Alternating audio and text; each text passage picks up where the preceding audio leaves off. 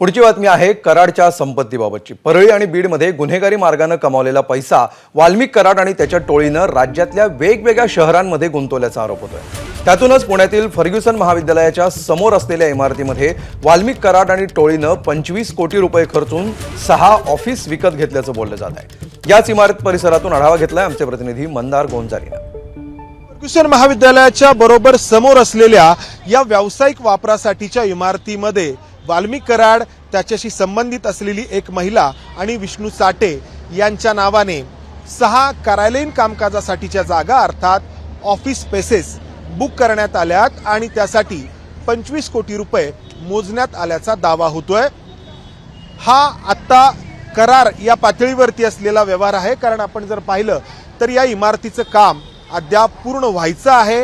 हे काम पूर्ण झाल्यानंतर खरेदी विक्रीचा व्यवहार होणार होता, मात्र त्याआधीच संतोष देशमुख यांच्या हत्येनंतर वाल्मिक कराड आणि त्याच्याशी संबंधित लोकांच्या मालमत्तांची माहिती जेव्हा समोर येऊ लागली तेव्हा पुण्यातील फर्ग्युसन महाविद्यालयाच्या समोर असलेल्या या इमारतीमध्ये वाल्मिक कराड आणि विष्णू साठे आणि त्यांच्याशी संबंधित एका महिलेनी 6 ऑफिस स्पेसेस बुक केल्याचं सांगितलं जातंय।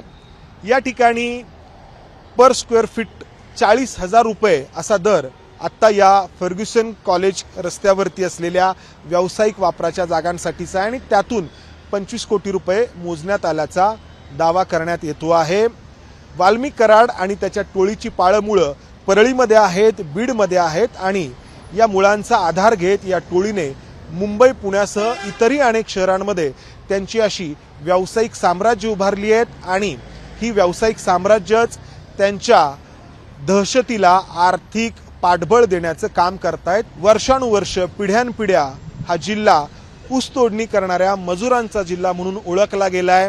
इतक्या वर्षांमध्ये या ऊसतोडणी करणाऱ्या मजुरांच्या आयुष्यात फारसा फरक पडलेला नाही, मात्र जे या ऊसतोडणी करणाऱ्या मजुरांचं नेतृत्व करत असल्याचा दावा करतायत त्यांची संपत्ती मात्र ही अशी गगनाला भिडली आहे। कॅमेरामन राजेश बिडकरसह मंदार गोंजारी, एबीपी माझा, पुणे। एबीपी माझा, उघडा डोळे बघा नीट।